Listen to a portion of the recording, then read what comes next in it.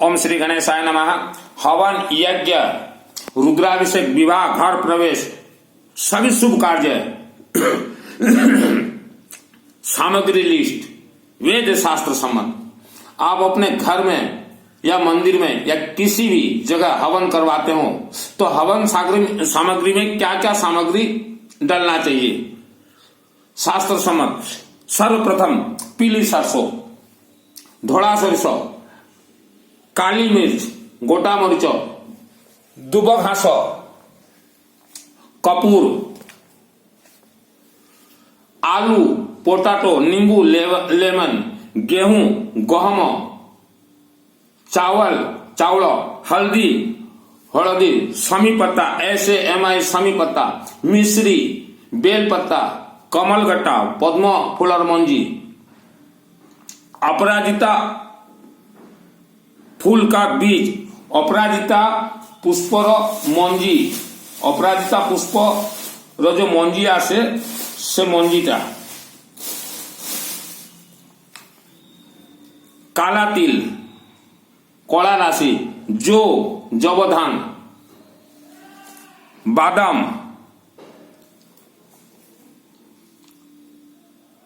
रक्षा सूत्र एमत्या नाल, गुलाब फूल पत्र, गुलाब फूल का पत्ता, रेड रोज का पत्ता, सरसों तेल, लोहा का त्रिशूल या लोहे का 1-2 रुपया का जो सिक्का आता है, यह सामग्री को ऐसे सब एक डिब्बी में मिला लीजिएगा। एमती जो सामग्री गुड़ा को लिस्ट देली सब एमती मिसे देवे। हल्दी जेते अधिक देवे सेते भल। एटा होची शास्त्र सम्मत होम सामग्री। यार टिके रहस्य मु कहि दउची, आमे कोनोसी गाड़ी किनले लेंबू काहेकि दो, आमे लेंबू काहेकि दो जे आम गाड़ी को बाटर कोनोसी भूत प्रेत राक्षसी शक्ति दुर्घटना करबा पई जदि चेष्टा करिवो से लेंबू हमको रक्षा करिवो। तो होम रे लेंबू काहेकि दिया जाए जे आम मंत्र को किंबा आम जीवन को भविष्य रे कौन से राक्षस शक्ति अटैक कले होम रे जदि आमे लेंबू एडवांस रे देतिवा ताले आम जीवनटा सुरक्षित रहिबो। सेति पई होम रे लेंबू देबा पई बाध्य। हम लोग नया गाड़ी जब लाते हैं तो चक्का में क्यों देते हैं लेंबू कि रास्ते में कोई भूत प्रेत राक्षस शक्ति हमारा गाड़ी को एक्सीडेंट करने के लिए अगर कोशिश करे तो पहले से अगर नींबू देते हैं तो वह एक्सीडेंट नहीं कर सकता। इसीलिए हवन में अगर नींबू देते हैं तो कोई भी राक्षस शक्ति हमारे मंत्र को खंडित करने के लिए कोशिश करे उससे पहले ही हमें हवन यज्ञ अनुष्ठान में नींबू देना चाहिए। अकाल मृत्यु दोष टलता है। और जितना मैंने सामान बताया अभी मु जते सामग्री में कही शिव मंदिर को भी जदि आपण जाउचंती पूजन करबा पई एते सामग्री नहीं कि जीवा पई बाध्य।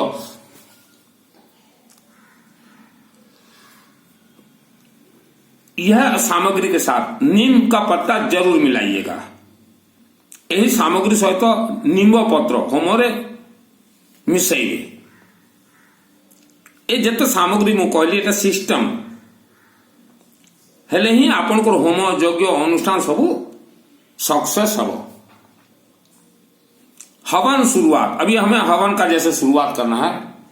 सर्वप्रथम हमें लकड़ी दे देना है नीचे, यह लकड़ी नीचे डाल देना है, कोई भी लकड़ी हो। उसके ऊपर फिर जो है नींबू बिछा देना है, फिर बेलपत्ता पूरे बिछा देना। इसको वेद शास्त्र ने टेप रिकॉर्डिंग कहा है। आपका जो भी मंत्र है इसमें रिकॉर्डिंग होगा। फिर दूब या दूब घास और फिर थोड़ा पीली सरसों। अभी अग्नि प्रज्वलित करना है।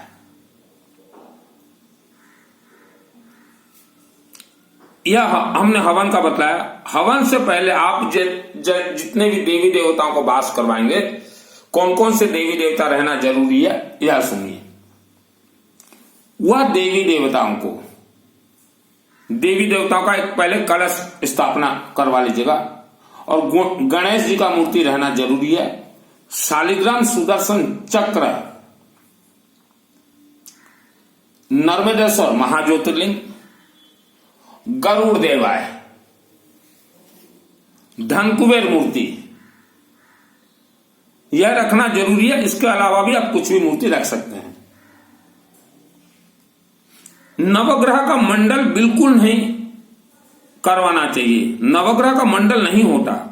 नवग्रह का जो मंडल बनाते हैं और पूजन करते हैं नवग्रह का, नहीं होता वो। डायरेक्ट नवग्रह का हवन में आहुति डलता है। मूर्ति जो आपको हमने बतलाया, यह मूर्ति देवी देवता के गले में और कलश में रुद्राक्ष माला और सुदर्शन शालिग्राम का बना चक्र लॉकेट माला जरूर जरूर पहना है। और यजमान जो आप वहां अगर उपस्थित हैं तो यजमान को रुद्राक्ष माला धारण करना जरूरी है, जरूरी है, जरूरी है। आप यजमान करता है किसी भी पूजन पाठ हवन यज्ञ अनुष्ठान में या गृह प्रवेश में कहीं भी गलती से भी किसी भी देवी देवताओं को या कलश में भी जनेऊ ना चढ़ाएं। आपण कर्ता जेकोसी पूजन पाठ हो, हवन यज्ञ हो, घर प्रवेश हो, विवाह हो, से पूजन जगार जनेऊ जो धड़ा जनेऊ हुए जो पैंता ताकू नेबे नहीं कि कौन सी देवादेवी को चढ़ेबे नहीं। तार मध्य रहस्य मु कहीदेवी।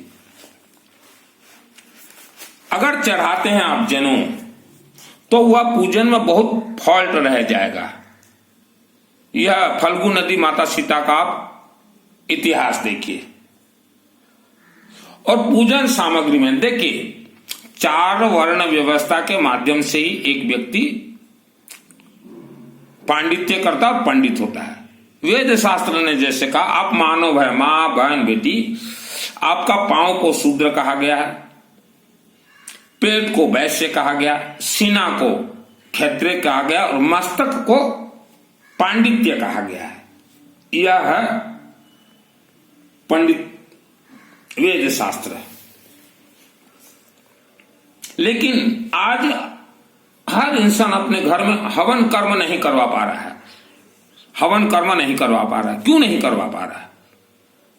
क्योंकि यह पूजन सामग्री विक्रय दुकानदार और पांडित्य ये मिले हुए हैं 100%। और जो जरूरत नहीं है पूजन पाठ हवन यज्ञ गृह प्रवेश में वैसा लिस्ट देते हैं और इतना लंबा चौड़ा लिस्ट देंगे कि इंसान एक बार अगर करे तो 5 वर्ष तक नहीं करवाता। तो यह सत्यता है। अभी मंत्र आहुति देखिए। अग्नि प्रज्वलित के बाद संकल्प का अंतिम में बतलाऊंगा। पहले बतला दूंगा संकल्प कैसा लिया जाता है, तो आदमी वीडियो पूरा नहीं देखते। गणेश मंत्र से आहुति होगा, नवग्रह मंत्र से आहुति होगा। नवग्रह का इसलिए हमने कहा मंडल संडल कोई जरूरत नहीं है, डायरेक्ट आहुति होगा।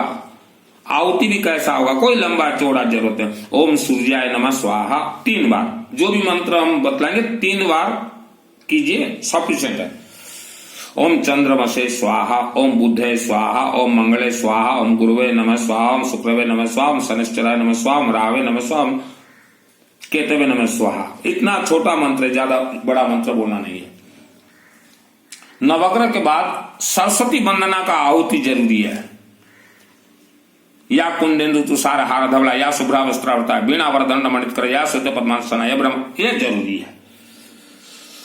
मूलाधार चक्र के देवी देवता श्री गणेश हैं। मूल आधार हमारा जो कमर की जो देवी होती है ना, मूलाधार श्री गणेश का मंत्र आहुति दीजिएगा। नर्मदेश्वर महाज्योतिर्लिंग देवा और ओम क्लीम कालिका नमः स्वाहा, ओम क्लीम कालिका नमः, ओम क्लीम कालिका नमः स्वाहा, यह जरूरी है। उसके बाद गायत्री महामंत्र तो जरूरी है, ओम भूर्भुवः स्वः बिल्कुल जरूरी है। उसके बाद बगड़ामुखी का क्यों दिया जाता है? हमारा जो हवन यज्ञ अनुष्ठान जो हो रहा है, कोई भी बाधा विघ्न ना हो, मंत्र का ऊर्जा सही चले। हल्दी हाथ में लेके ओम ह्रीम बगड़ामुखी सर्वदुष्टानाम वाचम मुखम पदम स्तमे जीव हम क्रीड़ाय बुद्धिम विनाशाय ह्रीम ओम स्वाहा, बगड़ामुखी का जरूरी है। मणिपुर चक्र भगवान विष्णु देवता हैं, तो विष्णु देवता विष्णु मंत्र के साथ सर्वप्रथम यह जो हमारे गरुड़ पक्षी देवा हैं, ओम तत्पुरुषाय विद्महे सुवर्ण पक्षाय धीमहि तन्नो गरुड़ प्रचोदयात्, ओम स्वाहा। गरुड़ देवा का पहले आहुति डलता है। कोई भी देवी देवता 3 बार। इसीलिए हमने कहा, देखिए आपके घर में गरुड़ पक्षी रहेंगे, गरुड़ देवता, शालिग्राम सुदर्शन चक्र रहेंगे, तभी तो भगवान विष्णु और लक्ष्मी आपके घर में आएंगे। और पूजन जगह पे ये नहीं है और आप बोलोगे कि देवी देवता ने हमें कुछ नहीं दिया, नहीं होता कुछ भी। हवन सामग्री टोटल आपने मिलाया, हमने जो लिस्ट बताया है, कोई छूट भी गया हो जैसे चना दाल हो गया, मसूरी हो गया तो भी मिलाइएगा, लेकिन टोटल सामग्री का 50%, मान लीजिए आप 10 किलो का कोई सामग्री तैयार करते हैं तो 5 किलो पीली सरसों उसमें शामिल होगा ही होगा। 50% शामिल होगा, तभी आपका अनुष्ठान पूर्ण होगा। आप शिव मंदिर में भी जाते हैं, पीली सरसों लेके जाना जरूरी है। जैसे हमने नींबू का रहस्य बतलाया, वैसा पीली सरसों का भी रहस्य है।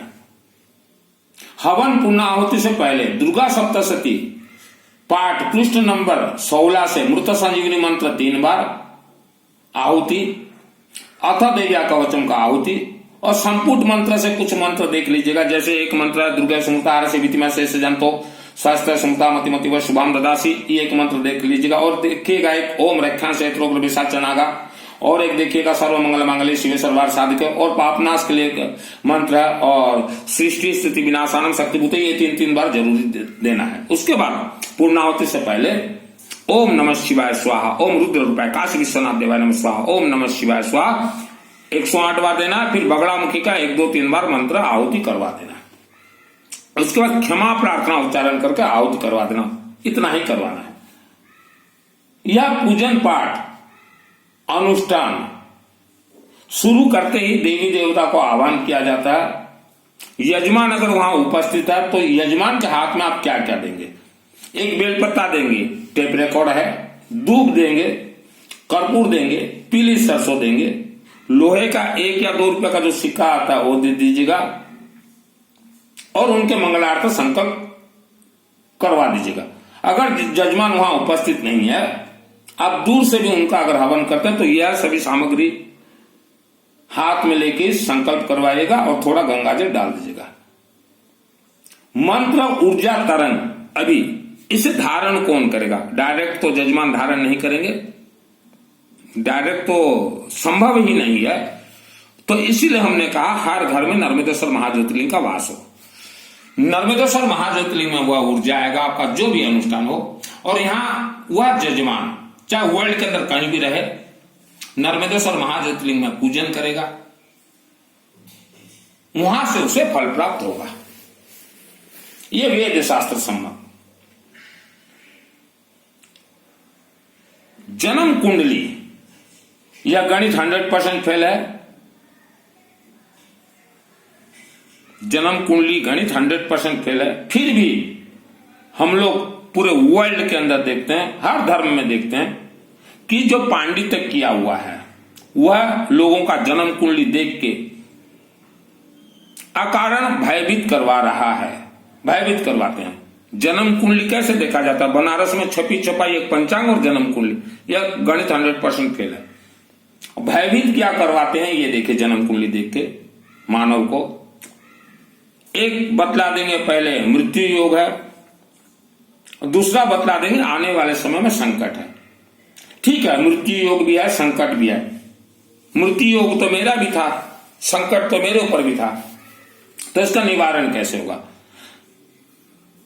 पंडितों को बोलना चाहिए कि आप विश्व की किसी भी मंदिर में, मंदिर गर्भगृह में सामूहिक सरसों तेल का अखंड दीपक जलता हो, हर महीना कुछ भी तेल दीजिए, या धन है अखंड ज्योत सरसों तेल का जलाएं, और गायत्री महामंत्र हमेशा जाप करते रहें, आवारा कुत्तों को कुछ खाने के लिए देते रहें। और किसी भी मंदिर में आप जाते हैं, नींबू में सरसों तेल लगा के, रक्षा सूत्र, तांबा का नाग सर्प, पीली सरसों, रुद्राक्ष, लोहे का सिक्का, बेलपत्ता, दूब और सिंदूर भेंट चढ़ाते रहे। तो ये गरीब से गरीब आदमी भी कर सकता है। और जितना हो सके, अगर आप गरीब हैं, अपने घर से अपने घर में स्वयं नवग्रह का हवन करें, या किसी से भी हर महीना करवाते रहे। इससे मृत्यु और संकट योग 100% टलता है। और रुद्राक्ष माला या कुछ भी रुद्राक्ष का जरूर धारण करें। यह है सत्यता। लेकिन यह नहीं बतलाएंगे, यह तो बोलेंगे कि लाइए हम 31,000 महामृत्युंजय 31,000 निकालिए, हम 100 लाख महामृत्युंजय का अनुष्ठान करवा देते हैं। और ये पंडित पांडित्य जो महामृत्युंजय का जो अनुष्ठान करवाते भी हैं आप लोगों के लिए, उसमें भी 100% फॉल्ट है।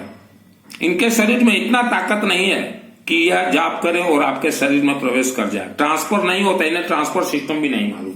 हमने 4 वर्ण व्यवस्था के अंदर पंडित कहा है, और 4 वर्ण व्यवस्था के अंदर जो पंडित आता है, पंडित का बेटा कहीं नौकरी कर रहा है या व्यापार कर रहा है तो पंडित नहीं कहलाएगा। चाहे वो नाखून से लेके, नाक से लेके, आंख से लेके मस्तक तक भी जनेऊ धारण कर ले, तब भी वो पंडित का बेटा नहीं कहलाएगा, शास्त्र सम्मत। अभी हम शिव भक्तों से थोड़ा चर्चा कर लेते हैं चंदन इत्र का। आप अगर धनवान है तो अभी गर्मी का महीना शुरू हो रहा है, अपने घर के शिवलिंग में या आप किसी भी मंदिर जाते हैं तो सरसों तेल तो चढ़ाना है ही है। जैसे नींबू का रहस्य बतलाया मैंने, नींबू और सरसों तेल तो ही है। साथ में थोड़ा चंदन इत्र जरूर डालें। अभी बेंगलोर कर्नाटक से मेरा चंदन इत्र 100 ml और 1 लीटर का आने वाला है। असली चंदन इत्र खुद को चंदन का सुगंध नहीं देगा। जैसे आपने अगर बालाजी 8 ml का चंदन इत्र देखा हो, लगा हो, तो बिल्कुल सुगंध नहीं देगा, लेकिन बहुत कीमती रहता हो, दूसरों को ही सुगंध देता है। वैसे ही मेरा जो स्पेशली शिवलिंग में और हवन में डालने के लिए चंदन का इत्र आ रहा है बहुत जल्दी। आप अच्छे धनवान हैं, 1 लीटर खरीद के रख लीजिए। तो कभी कभार जो है आप पूरे शिवलिंग को चंदन इत्र से पुण्याभिषेक भी कर सकते हैं। वह मेरा आ रहा है। कलयुग में वर्ण व्यवस्था के तहत पंडितों को दान देना वर्जित है। आप गलती से भी किसी भी पंडित को दान ना दें, वर्जित है कलयुग में। क्योंकि वेद शास्त्र ने कहा पंडित उसे ही माना जाएगा जो आपके गांव में घूम घूम के चंदा लेता हो और वही गांव में यज्ञ करवाए, उसे पंडित कहा जाता है। वर्ष में एक पंडित आपके गांव में है जो पांडित्य किया है, 4 वर्ण व्यवस्था के अंदर आता है, वह साल में 1 यज्ञ 9 कुंडिया उसे करवाना जरूरी है। उसे ही पांडित्य का आशीर्वाद देवी देवता देते हैं।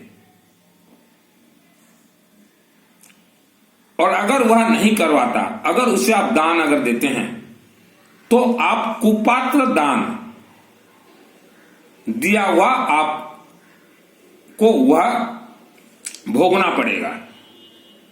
कुपात्र को दिया हुआ दान, कुपात्र को दिया हुआ दान उसका देवी देवता वह परिवार के ऊपर आशीर्वाद नहीं देते। तो पंडितों को दान देना बंद कीजिए। जो व्यासपीठ में बैठ के प्रवचन दे रहे हैं ये भी पंडित हैं। पांडित्य क्यों? पंडित। भले ही इनको आपने साधु संतों का दर्जा दे दिया, आपने दिया और यह भी मान ली। अभी बार के अनुसार हम पूजन बतला रहे हैं, वेद शास्त्र संबंध। देखिए बनारस में विद्वान रहते हैं और हम आज आपको बतला रहे हैं जितने भी हमारा धर्म प्रचार हो रहा है ये नकली वेद शास्त्र से प्रचार हो। असली को तो आग में झोंक दिया गया। नकली तो नकली में इन्होंने क्या देखी छापा है। सोमवार को इन्होंने शिव जी को बिठाया, मंगलवार को इन्होंने हनुमान जी को बिठाया, बुधवार को इन्होंने गणेश जी, गुरुवार को इन्होंने लक्ष्मी देवी को बिठाया, जबकि गुरुवार है विष्णु का वार, शुक्रवार है लक्ष्मी वार, और शनिवार को इन्होंने शनि महाराज को बिठा दिया, जबकि शनिवार है महाकालिका देवी का वार। महाकाली का अर्थ क्या? आपके शरीर का मूलाधार चक्र की देवी महाकाली है। दुर्गा सप्तशती पाठ की प्रथम देवी महाकालिका देवी है। 10 महाविद्या की प्रथम देवी महाकालिका देवी है। तो इन्होंने देखिए विष्णु को और महाकालिका देवी को आपसे दूर हटा दिया। तो इसीलिए हम कहते हैं कलयुग में जो वर्जित है वह काम आप न करें। कलयुग में 5 कार्य वर्जित है। एक, पितृ के नाम से इनको दान न दें। पितृ भोजन न खिलाएं, जन्म कुंडली अपना न दिखाएं, स्वर्ग जाने के लिए नाम से इन्हें एक फूटी कोड़ी भी न दें, गुरु दीक्षा न लें और इनसे हमेशा दूर रहें, इनसे कोई कनेक्ट न रखें। जन्म कुंडली ये बतलाते हैं कि आपका सूर्य ग्रह सही है, राहु ग्रह दबा हुआ है। सूर्य ग्रह जन्म कुंडली में सही है, इसका अर्थ सूर्य देवता आपको पावर नहीं देंगे। आप जब तक शिवलिंग में गेहूं नहीं चढ़ाएंगे, हवन में गेहूं नहीं डालेंगे, तब तक सूर्य ग्रह जितना भी कुंडली में अच्छा रहे आपको कोई भी पावर नहीं मिलेगा। तो इनका जन्म कुंडली गणित भी फेल है। प्रवचन कलयुग में ना सुने, कि जितने भी पांडित्य किए हुए हैं इनका कर्म क्या है कि मानव समाज के कल्याणार्थ या गांव गांव में यज्ञ करवाएंगे, लेकिन आप लोगों ने इन्हें दान देते देते इतना आलसी बना दिया, या यज्ञ कर्म नहीं कर रहे हैं और हमारे देवी देवता जागरूक नहीं हो रहे हैं और हम उसका परिणाम भोग रहे हैं। तो दान देना इन्हें बिल्कुल भी बंद कीजिए। और मेरे से जितने लोग जुड़े हुए हैं मैं आपको बतला देना चाहता हूं, धन कुबेर का मूर्ति, धन कुबेर का पूजन क्यों किया जाता है? आपके 72 पीढ़ी पूर्वज को अगर लक्ष्मी का श्राप लगा हुआ है तो आप लक्ष्मी का जितना भी पूजन कीजिए, लक्ष्मी देवी कभी भी आपके घर में आने वाली नहीं है। और इसीलिए धन कुबेर का पूजन किया जाता है। और धन कुबेर जिसके घर में एक बार बैठ जाए तो लाखों वर्षों तक हटने वाला नहीं है। मेरे से जितने भी व्यक्ति जुड़े हुए हैं, अभी मेरा ये हर रात को जो अनुष्ठान हो रहा है, आप अपने अपने परिवार का गोत्र नाम दे दीजिए मेरे व्हाट्सएप में, गांव शहर राज्य, और एक ऐसा कंटिन्यू मेरा अनुष्ठान चल रहा है अभी अग्नि के माध्यम से। देवी देवता का मुख अग्निमुखी है। बहुत जल्द मेरा धन कुबेर मंत्र अग्नि के माध्यम से सिद्ध होगा। एक बार आपके गोत्र नाम से सिद्ध हो गया तो लाखों वर्षों तक आपके परिवार को धन का कमी नहीं होगा।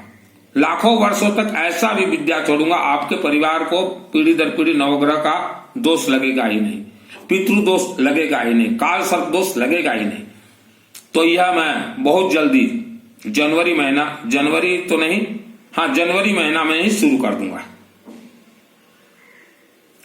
तो पीढ़ी दर पीढ़ी जो चल रहा है ये काल सर्प दोष, ये पितृ दोष, ये मातृ दोष, इसे जड़ से खत्म करवा दूंगा। जो भी इंटरेस्टेड हो मेरे व्हाट्सएप से टोटल अपना परिवार का नाम वगैरह दे दीजिएगा, और जो भी खर्च आएगा हवन सामग्री वगैरह का वो आपको देना पड़ेगा। मैंने भी 30 वर्ष तक धैर्य रखा है, तो आपको भी धैर्य रखना पड़ेगा। यह वीडियो को जरूर आपके रिश्तेदारों तक जरूर जरूर जरूर भेजें।